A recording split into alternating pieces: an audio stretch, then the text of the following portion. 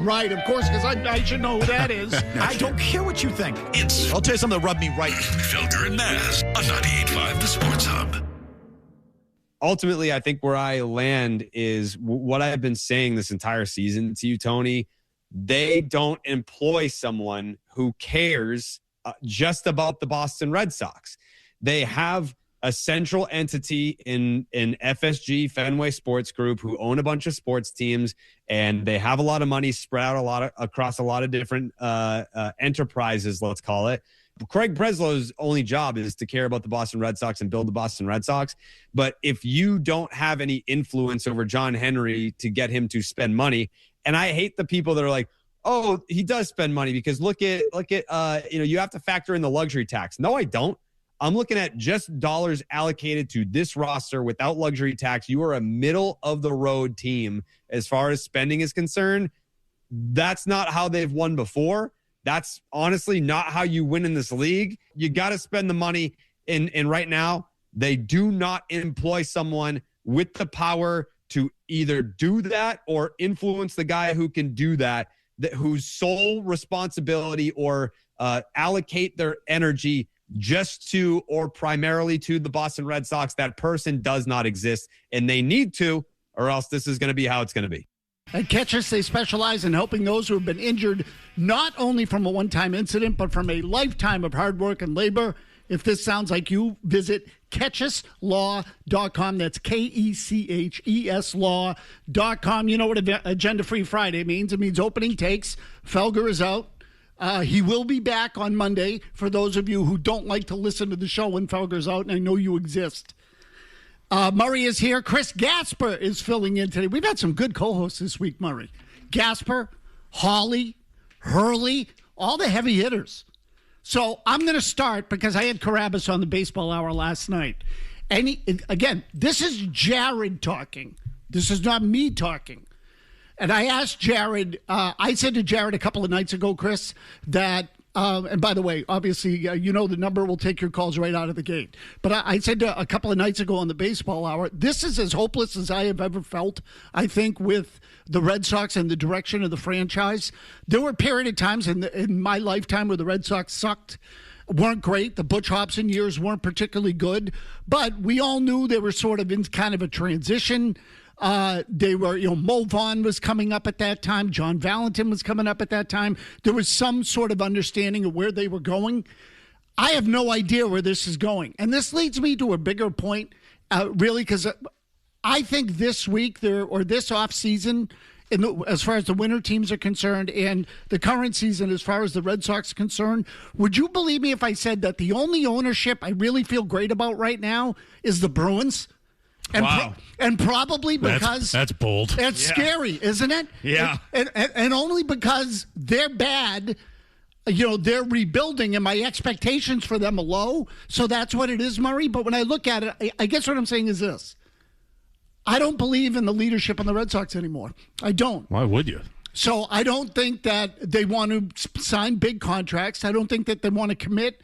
Everything that Jared said, there isn't anybody that'll push back on ownership the way Larry Lucchino used to, or even Theo Epstein did in the past, more so Larry, but even so, that's gone. There isn't anybody that'll push back. This is the way we're going to do it. They can change general managers again right now, and I won't feel any differently about him because the guy they're going to hire, Chris, is probably going to be a nobody. Okay, and that's true, and part of that is because, again, when they had this search for Breslow, obviously it was challenging for them because the word is out in the baseball industry that if you take this job, you're basically going to be a scapegoat.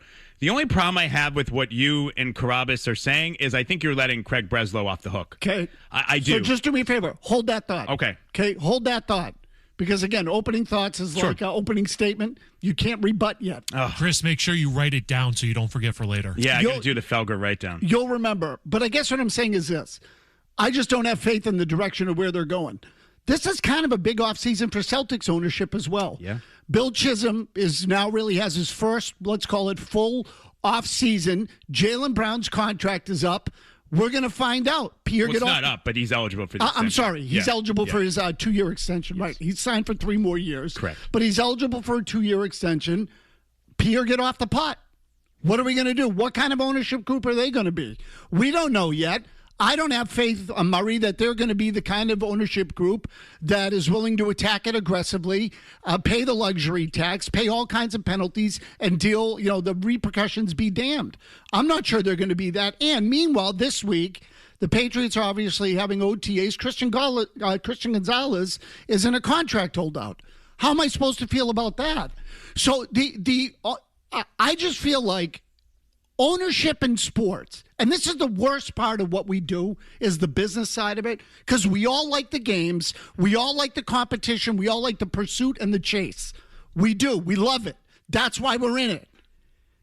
And yet I look at them and say, you say that you need to draft well, and they all say it. Then you hit on guys, but you either won't build around them or you don't want to necessarily give them the contract. The fact that Christian Gonzalez is in a holdout, hold in, whatever it is, bugs me. It bugs me. It bugs me as a fan of sports in general.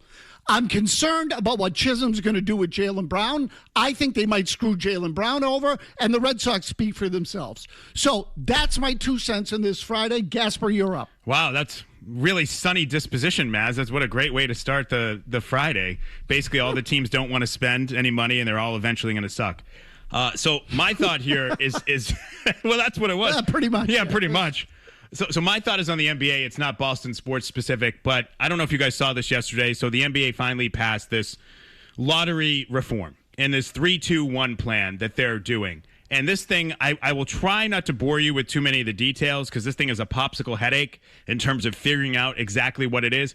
But here's my big picture takeaway on it related to this. If you now finish in the top 3 in lottery odds, which means you're one of the 3 worst teams in the league, you're going to get penalized for that. They are going to relegate you because Adam Silver has a hard-on for soccer, and he wants to jam all this soccer stuff into the NBA. That's why we have the stupid Emirates NBA Cup. So you're going to have worse odds than the teams that finished 4 through 9, 4 through 10. I just look at this overall and think, yes, tanking was an issue this year, but now you're creating a bigger issue. You are taking a blowtorch to try and kill a fly, essentially. The reality of drafts and why drafts exist in professional sports is for parity. It is to make sure that the teams that are the worst have an opportunity to then get better, that they have first dibs, first access to the best players entering the league through the draft, right? And so I feel like the NBA has lost the plot with this in terms of their whole obsession with tanking. And I'm not telling you tanking wasn't an issue this year. Tanking was an issue this year. But it's not an issue to the degree that they need to make this radical a change. And it also presupposes that the only reason teams are bad is because they're intentionally trying to be bad. You can't have teams that are just bad because, like traditional teams like the Nets and the Clippers, they've missed on draft picks. The teams are mismanaged. To bounce off of your opening take, there's bad ownership. No, every team that's bad is intentionally trying to be bad, and we want to punish them for being bad. I think it's a huge mistake for the NBA because one of the things the NBA has tried to push is parity.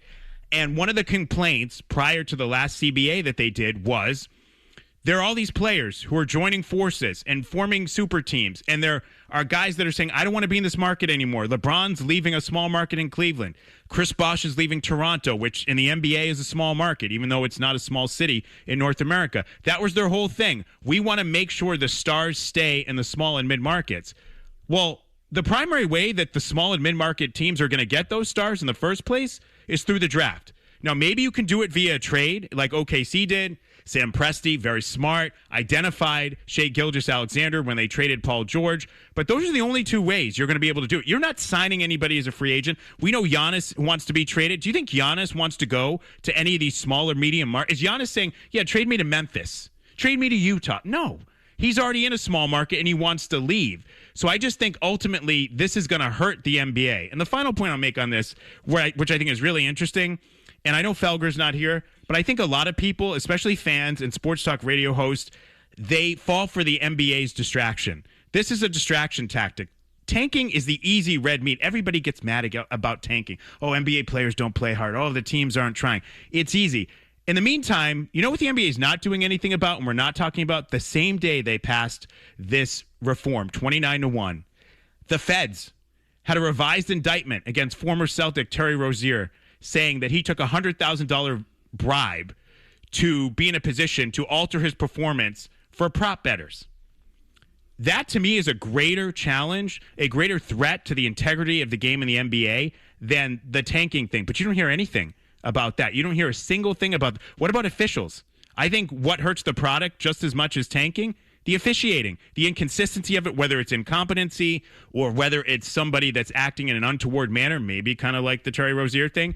They never say anything about that. What are they doing about that? Because they don't have to. Because the moment they say tanking, everybody's like, oh, tanking's terrible. Let's stop tanking. That's all they do. It's a massive distraction technique by the NBA. Everybody falls for it, and I think this tanking reform is going to hurt parity in the league. I think this is not – everybody's like, this is great. They're taking away tanking. I think it's going to hurt the league a lot more than people think. Murray, go. I will keep it to on-field matters with the Red Sox. Mazz, yesterday you asked the question in an effort to generate some calls. Had the Red Sox turned a corner offensively after that 8-0 win over the Braves in the second game of that series? You didn't think so. I sure as hell didn't think so. And if they have turned any kind of corner, they actually took it at the beginning of the season when they turned on to Loser's Lane, and it's a cul-de-sac, and they just keep going around and around and around.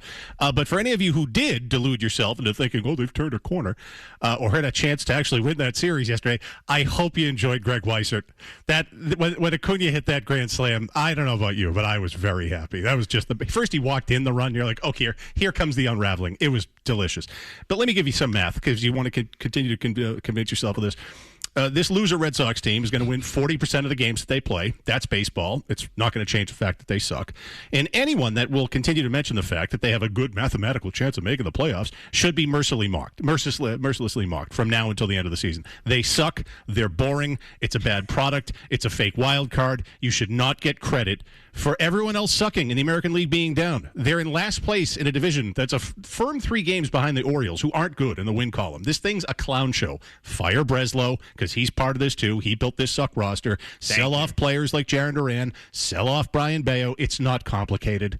Start the selling. Anyone else that if you want to continue to carry water for this team, you look like an idiot, and you should be shunned by society. This team blows. It's not getting better. And even if there's a blip like the middle game of this series, oh, maybe they're back. They're not going to be back. They're going to win 40% of their games. That's the math of baseball. Don't delude yourself. They stink. I mean, it's astonishing, isn't it, that they could still be in the same spot basically for 8 years? 8 years. So this is the worst of it, though. This is, I think we got a call the other day, too. Is this one of the, or we turn it into, where do you put this Red Sox team? They're one of the most hateable Red Sox teams of my lifetime, right up there with 2012. Murray, it's up there. It's up there. And Murray, I like Murray's point, too, because we've talked about this on our show. It's not just that they're bad, Mazz, they're boring. They are so painfully boring. Worst combination. They are like remember the Bob Zupsik era Red Sox, which Hudson was, it's like they're that boring. Yeah. You can suck and be fun. That team was more likable. There's a lot of fun suck teams in baseball this year. The Phillies are a fun suck team. The White Sox, believe it or not, are a fun suck team. The Red Sox, they suck and they're boring. Well, no, and Chris, to your point, nobody expected anything from the Red Sox in those years. We knew they were bad and boring, so nobody expected anything. This team we expect more from. So I see a number you lined up already, 617-779-0985. We'll take your calls right when we come back. Also, we'll get Chris's thoughts on the Christian Gonzalez holdout. Mike Vrabel addressed it, or at least mentioned it. I shouldn't say he addressed it, but we'll play that sound for you as well. We got a lot to catch up on during the week.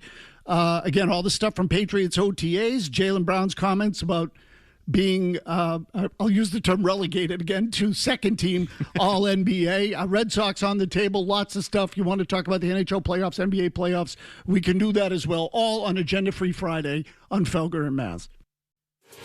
Now, more of Felger and Mazz. Now, on the Sports Hub. You mentioned that Christian Gonzalez isn't going to be practicing today. Is he with the team right now? Again, not going to get into specifics about everybody's whereabouts. I love the communication that I've had with everybody. Again, whenever he's out on the practice field, we'll be able to coach him. You guys will be able to see him, and you guys will be able to report on him. You draft good players. Everybody says good drafting is the lifeblood of any organization. It's a cliche. It's been a cliche for decades, for crying out loud, because everyone knows it's the most basic principle in sports. You got to draft well. Then you hit on the player and you start dinking around with him. Now, again, look, I'm making some presumptions here with Christian Gonzalez. So maybe they're not dinking around with him. Maybe he's asking for too much. I have no idea.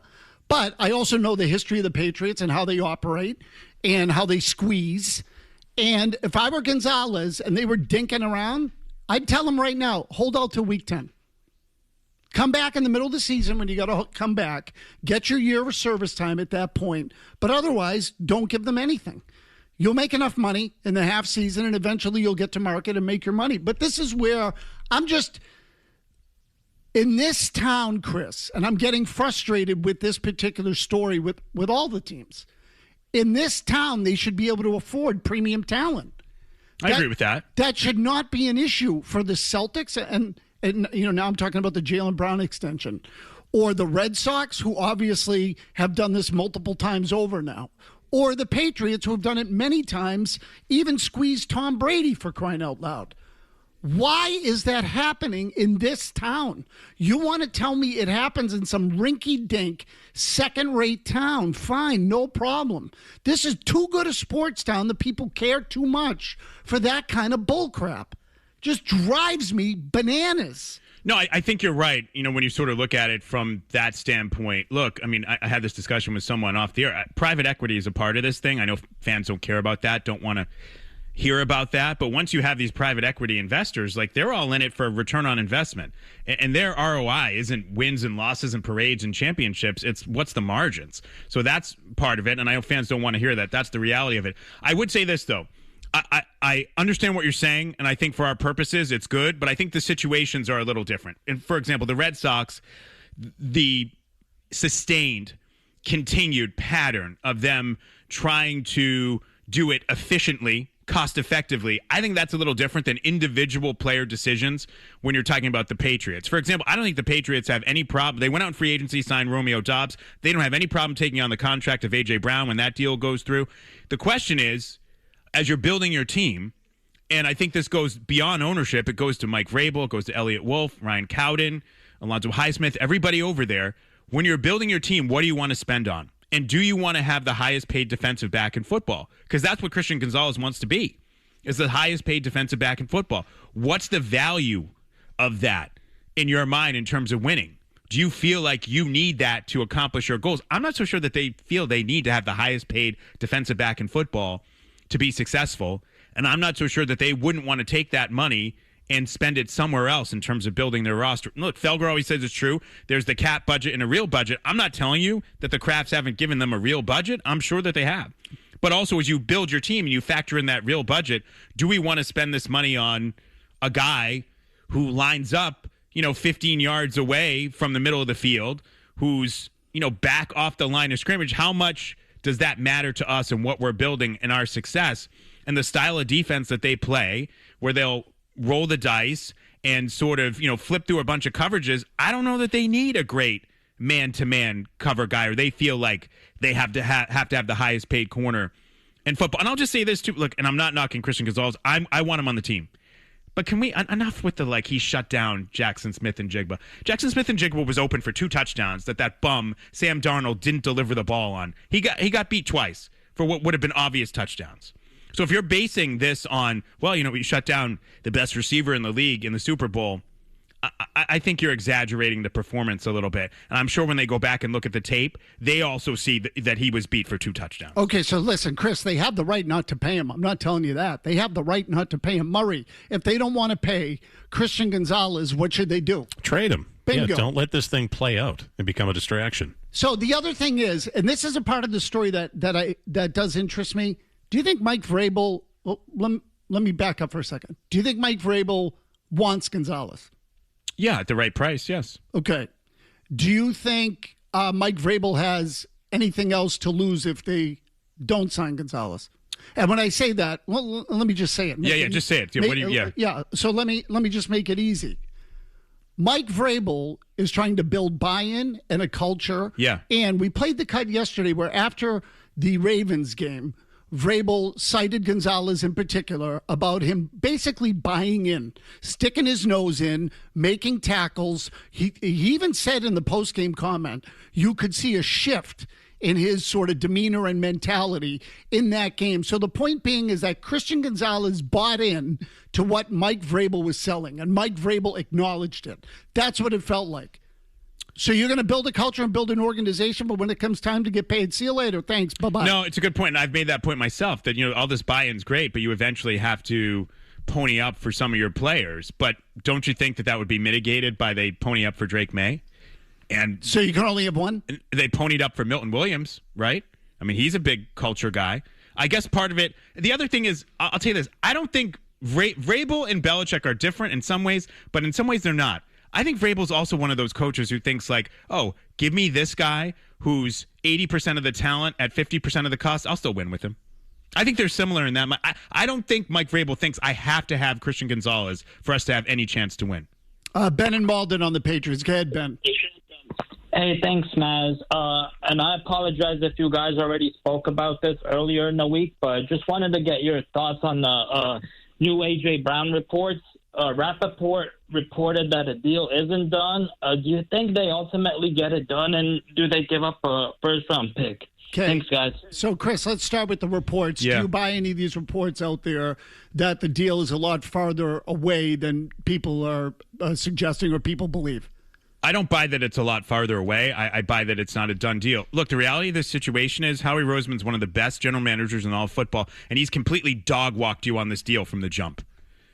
The idea that you would wait until after the draft, after June 1st, because that's better for the Eagles, like, who cares? That's your cap problem, not mine. But the Patriots have, played ball with them on that. The idea that you potentially would have to give up a first-round pick for a guy that doesn't want to be there anymore. Like, what are they going to do? And they've already they moved up in the draft to get Mekhi Lemon.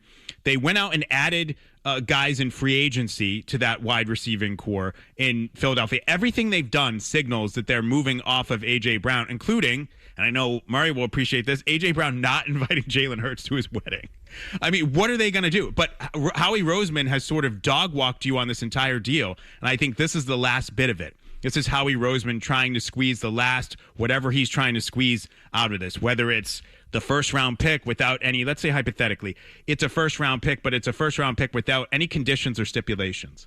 It's just a straight first-round pick. It's not the Patriots have to do this, or A.J. Brown has to have these numbers, or otherwise it's a second. It's just a straight-up first-round pick, which I don't think the Patriots would really want to give. So this is Howie Roseman, in my mind, using the media to continue to dog-walk you on this deal. And at some point, if you're the Patriots, you say you have to push back. But the problem is, now you've created this expectation among your fan base and your players, who all talked about A.J., including Drake Maye, talked about A.J. Brown this week, that A.J. Brown's going to be there. And so emotionally, can you afford to not give Howie Roseman what he wants and do this deal and not do this deal? So I think the reports are bullcrap. I think that the deal is basically agreed upon and done, and it's going to happen here in the early part of the week. I think a lot of the reports are bullcrap. So then why are they coming out? Who knows? I mean, why does anything ever come out? Sometimes half the stuff that comes out is wrong. But from the people they're coming out from, like Ian Rappaport is not someone who just throws stuff against the wall. Okay, but again, it wasn't Schefter who reported it. That's true. That's true. As Murray said yesterday, who do you trust more on this one, Schefter or Rappaport? Oh, I think that was Hawley. That was. Oh, it was Hawley. Sorry. Probably Sorry, Murray. Schefter, but I'm telling you, Ian's not wrong a lot, and he's tapped in. I think it's one of those things for. I mean, let's talk about Schefter just quickly for a second.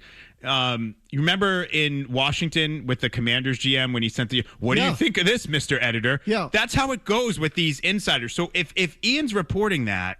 He's not just reporting something. There's a reason behind it, and I think the reason behind it is Philadelphia trying to squeeze a little bit more. So maybe they already did agree to a deal. But you know what? Howie Roseman says, you know what? I've dog-walked these guys on this entire deal. I want a little bit more at the last second. Would you give up the first rounder to get him? A 2028 first rounder with no conditions? I would not. But at this point, I don't think they have a choice because they've built their entire offseason around it. They're too far down the road to walk away.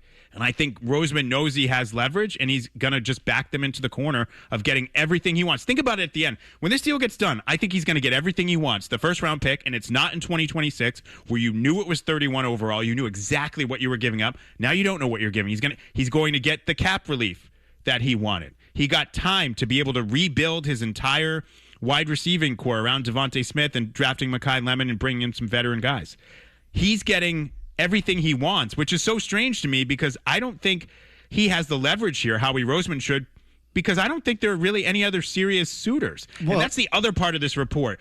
And this is why I think it's Howie Roseman in Philadelphia. All of a sudden, it's like, well, Rashee Rice in Kansas City. Maybe Kansas City jumps back in. Maybe isn't that what you do when you're trying to negotiate? It's the Scott Boras, the mystery team. This is like the Scott Boras mystery team stuff. Yeah, which tells me he doesn't have anywhere to go. That's how I look at it. Sure. So I feel like, again, I'm sort of with, if I were the Patriots, I'd sit tight. If you don't get him, you don't get him. I'm concerned the guys get anything left anyway. I'd like the player, but I would. You want to keep him? Go ahead, keep him. Do you think the Patriots are willing to call their bluff at this point? And based on how do you think the fans will react if they don't consummate this deal? Do you think? I mean, given the way their offseason's gone, the stuff with Vrabel, and again, I like some of the players that they added this offseason, including Romeo Doubs. I like him a lot. But basically, everyone's been sold on this idea they're getting A.J. Brown, and then at the last second, all of a sudden you walk away, and then if they do walk away, you better guarantee that you'll hear the terms that Philly was asking for and why they walked away. And I think people will be upset. I think it goes back to what it is, the draft capital version of how you started the show, in terms of teams in this market should be willing to pay, should be willing to go the extra mile for this. If they don't consummate this deal at this point, they're going to get destroyed. Probably. Yeah, probably. Again, I don't think he's worth the first-round pick. I've said that consistently. And I think Philly's got to unload him because the quarterback hates him. And he hates the quarterback. I was going to say it's kind of the other way around. I don't think the quarterback loves him either, though. To me, that feels like I think there are other non-fans of the quarterback in that locker room. There's mutual distaste on that one there. I think the receiver A.J. Brown's not alone over there. No question. I'm not suggesting he's necessarily the problem. I'm just saying they have a problem, and whether Howie Roseman likes it or not, he's going to have to get rid of the player. If it's not to the Patriots, he's going to have to get rid of him somewhere else. True, but I wouldn't want to play poker with Howie Roseman, man. I think he's, again, I'll say it for the third, I think he has completely dog-walked the Patriots on this deal. If I were the Patriots, I'd wait. Murray's got your headlines. More of your calls when we come back. We're back to the phones for the 5 o'clock hour, Mazz, unless you have a fresh thought for us. God, no. Felger and Mazz, 98.5 Sports Hub. How has being Drake Maye changed with the season you had last year, runner-up for the MVP, playing in the Super Bowl? How is it different in May of 2026 from May of 2025? Just me and you. Yeah, I think you try not to hopefully have a change. I think you try to have the same reasons why you're coming into work. Same reasons why you want to win football games. And I think that's what one of the best things you're seeing about this team is we want to get a get back and kind of not feel like last year was just a one-off year, and we're trying to prove ourselves to ourselves, really, and then to this football league that we're a tough team to beat. We're going to bring it every day, and I think that's what this identity and what we're building here is starting to become. And I think that takes a little bit of work, to not just have a year like we did, and just to it's hard not to have a natural fall off or have a natural get complacent. So it's going to be a tough challenge, but at the same time, I think we're up for it, and I like the guys and how we've been working towards that. So thank you guys. Drake Maye also spoke. That comment caught the attention of Chris Gasper, who's here with us today. Why did that interest you, Chris? Yeah, I thought it was interesting. He said we have to prove to ourselves, which sort of goes against what happens a lot of times when people call here and you start talking about the schedule. And they get all bent out of shape, and they don't want to know. You're trying to take it away from the Patriots. Drake Maye right there is saying, we have to prove to ourselves and to the league that last year wasn't a one-off. They are aware of that. It is part of the narrative of their season. It's part of what they have to do to establish that it wasn't just one good year where they took the league by surprise, where the schedule fell their way, where they set an NFL record for the most games they led at halftime. That struck me when he said that he was sort of owning up to it. And I think it also goes beyond just the team. It's also Drake Maye saying, I have to prove that I can replicate what I did. I have to prove that I can put up an MVP caliber performance year after year, and that this wasn't a one-off. I heard you guys talking with Holly earlier in the week about this a little bit. And we angered a lot of people, Chris, apparently, but go ahead. I'm a huge Drake Maye guy. I advocated for them to draft him. I said, if he's still on the board, you sprint that card up there. However, I would lean closer to you guys. Now, suck's a strong word, but I would lean closer to you guys than what Holly was saying about his performance in the postseason. And I still think he has things to prove. And he's better than this guy. So I'm not saying he's going to be this guy. But, Holly was like, well, he led the team to the Super Bowl. Done. Well, so did Colin Kaepernick. How did the rest of his career go? And again, I'm not saying Drake Maye is going to be Colin Kaepernick from an on-the-field standpoint, but there are guys who have a great year or jump out, and it turns out that's not who they are the whole time. So I liked hearing Drake Maye say that both he and the team recognize and realize that they have to go out and prove that last year wasn't a one-off, and they have to prove that now that they are the hunted, not the hunters, that they can stand up to that and show you that they really are on that level consistently. It's very self-aware. I didn't even think about that in hearing that clip, so credit to you for thinking that's what it is, and I think that's probably what it is, because it was a cream puff schedule last year, and he does have to prove that he can be that type of quarterback. And the Kaepernick thing, too, because people might be getting ahead of themselves with Drake Maye, and look, he's got the physical tools to do it. I don't think that his season in a vacuum last year is a fluke. There's things I'd like to see him get better at. I've mentioned it before. Stop fumbling. Can I see more than one fourth quarter comeback? And I think he's capable of doing that. But that year Kaepernick went to the Super Bowl with the Niners. Guys like Ron Jaworski were saying, this is the best quarterback I've ever seen. Like, he's going to take over the league. And then what happened? It went sideways. Totally went side. And I think he was. So it's not a guarantee. Sorry to cut you off. No. Drake Maye is now next year going to be like, oh, he's just going to build off that, and he's going to be the best. Like, you don't know. Things can change. And I'm trying to think with Kaepernick too. He was on the cover or something, or he was like the spokesperson for Yahoo Fantasy Football. Like, he was getting jammed in your face nonstop as like the face of the league that next year. And again, I think Drake Maye is a better quarterback. I'm just telling you the idea, to what Murray said, the idea that now it's nothing but it's not linear. Exactly. And that he has nothing else to prove for the rest of his career. And I love the guy. I'm glad he's their quarterback. I think he's going to be one of the best quarterbacks in the league for a long time. But there is still more to prove. You have one 300-yard passing game to your name. You took the most sacks in the history of the postseason. And yes, he had a bad offensive line in front of him, but also there were things he could do to mitigate some of that pass rush. We used to say about Tom Brady, he's his own best pass protection. There's an element of that. There is he completed 58% of his passes in the postseason. I mean, that's not good enough. Chris, how would you describe his postseason? I would say his postseason was subpar. And that's fancy for suck. Yeah, that's what I think too. Yeah, and even I do like euphemisms. I'm not going to lie. No, that's what that is. That's a euphemism. But even a more recent example. He kind of sucked. A more recent example, Joe Burrow. What was it, 4 or 5 years ago? And after he went to that and lost to the Rams, I was like, well, the sky's the limit for this kid. He's like Brady Jr. And now even I think the shine has come off Joe Burrow a bit. He can't stay healthy.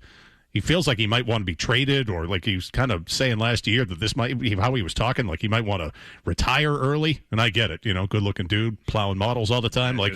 But I don't think he's been the same guy. He hasn't been the same guy. If he had a bad year this year, wouldn't you look at him and say, that might be over? He's never going back. Yeah, when I say over, I don't mean that his career's over, but I just mean the hype, the Burrow thing is gone. It's gone. He's just, he had it at the beginning, got hurt a couple times, it got derailed, and it'll never be the same again. Like, I do worry about that with a guy like Burrow. And so I would just say on Drake Maye, and you guys are right about Burrow, but, two things can be true. He's a great young quarterback. He had a great year. He deserves credit he was the single biggest reason that team went to the Super Bowl. Definitely. Single biggest reason was Drake Maye. So that can be true, but it can also be true that he has something to prove still in his career, and that he can get better, and that he needs to grow as a quarterback and a player moving forward for them to be consistent Super Bowl contenders. Both things can be true. Let's get to Mike in Kentucky on Christian Gonzalez's contract. Go ahead, Mike. Hey, Mazz. I just wanted to say just a couple things. So Gonzo doesn't have really any leverage, honestly. They picked up his fifth-year option for this year. They can franchise him in 28 if they wanted to. And he's not even really a top 5 guy. I mean, you look at a Patrick Surtain and some of these other guys, that's not him. So I don't really know why. I know we got shows to do and everything, but I don't see him holding out. It's spring, Well, Mike, he's not participating in OTAs. Yeah, he's not doing OTAs. So do you think he's just doing that for the hell of it? It's voluntary spring practice, right? Okay, but you don't think everyone's expected there? It's voluntary mandatory in my experience covering the NFL. Exactly. Especially for a younger player. He hasn't been in the league long enough to sort of be like, I just don't feel like showing up. He's sending a message. I still think, again, Carlton Davis, a whole bunch of guys aren't there, and sure. the guy's under contract. But those are veteran guys with families. Like he's sending a message. I think you're being a little naive. Yeah, look, this guy doesn't get it. He just doesn't want to admit that Christian Gonzalez is holding out. Well, first of all, and I'm using the term holding out. Okay, I understand it's an optional. Yeah, he's withholding his services. Yes, but it's exactly what he's doing. He's protesting. Okay, that's what he's doing. He's protesting. Is that a better word? Because I can't call it a holdout. So, and I'm not picking on you, Chris. No, I know. But he's protesting. He doesn't like what they're doing. Other players, whether other players could be have their fifth-year option picked up, can be franchised. That's true of every guy in the league. And yet, they've been signed. So listen, if they don't want to sign him and they don't think that, as the caller said, Chris, that he's a top 5 guy, that's their prerogative. He is a top 5 guy. Okay, that's what they do. But if they believe that, then trade his ass. Get rid of him. Now, I don't agree with you that Vrabel looks at him and says, we don't really need a cover corner. I think when you get to the postseason, it's a really valuable weapon to have. And I think that's where the real value of it comes in, is that you can take a guy out of the game sometimes. Sure. Not all the time, but sometimes. But I think Vrabel thinks they could win without him or with a lower. There's a difference between need. Like, would they like to have him? Of course they'd like to have him. And that's one of the reasons they're going to try and exercise all their leverage to keep him as long as they can. But do they feel like they absolutely have to have him and pay him whatever he wants to be able to be successful moving forward? This is my opinion. Again, my opinion. I'm not saying someone in the organization has said this to me because they haven't. But my opinion is no. I don't think Vrabel would look at it and say, oh my God, we lost Christian Gonzalez. Like, I got to leave this job. I can't win here. I just don't believe that. I don't.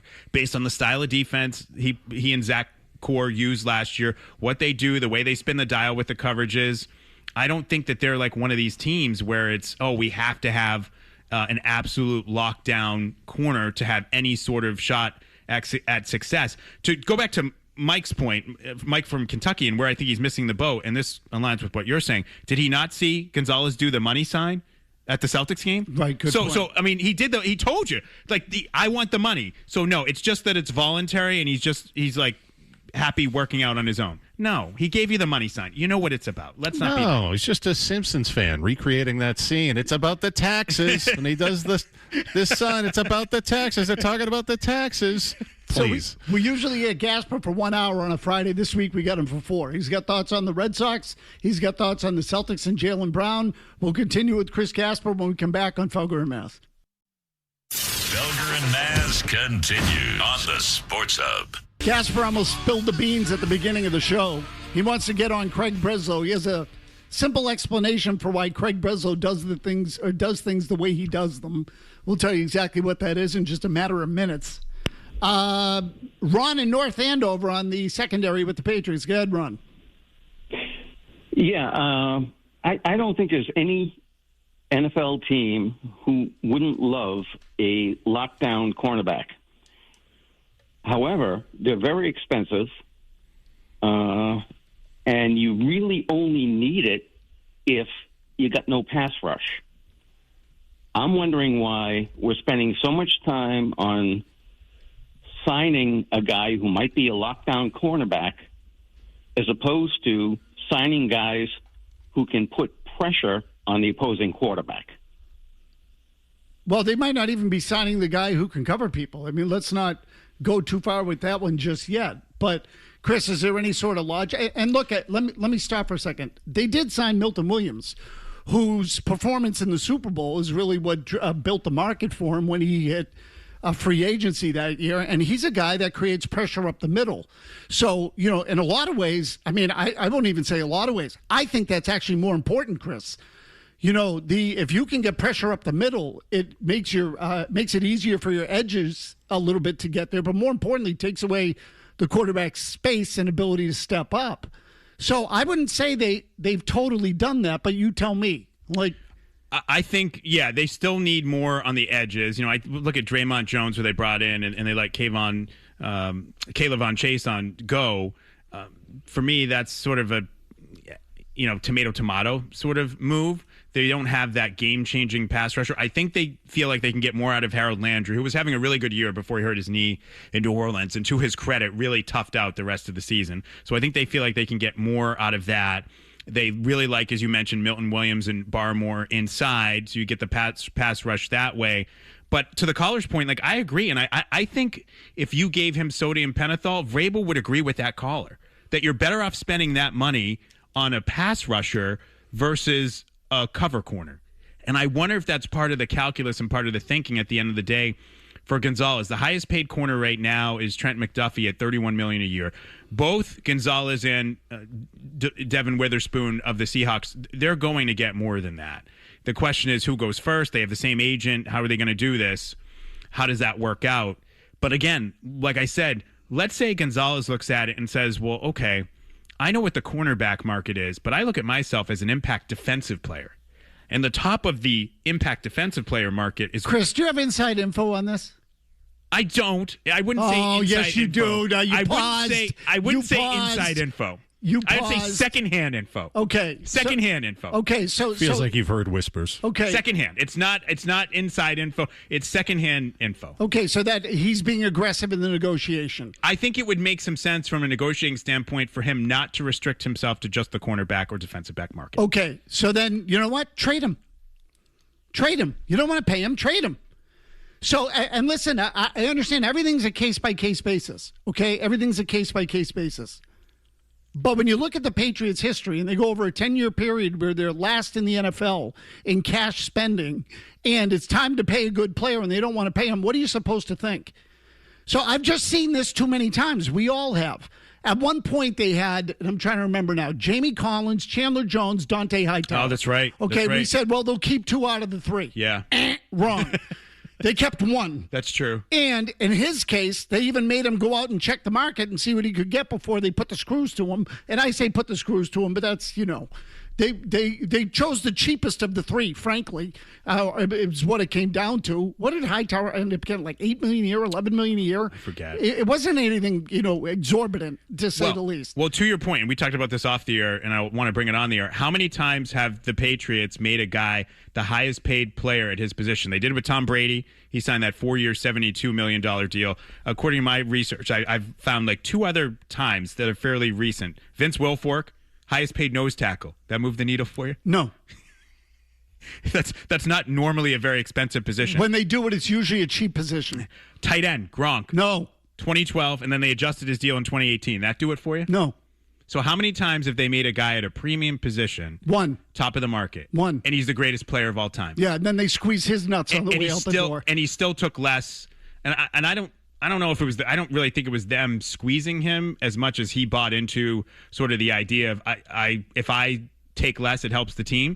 But when he got that 4-year, $72 million deal, I can tell you that Drew Brees and Peyton Manning and their agent, Tom Condon, were pissed. They're like, of course they were. How could you not at least get $20 million a year AAV? Of course, How? yes.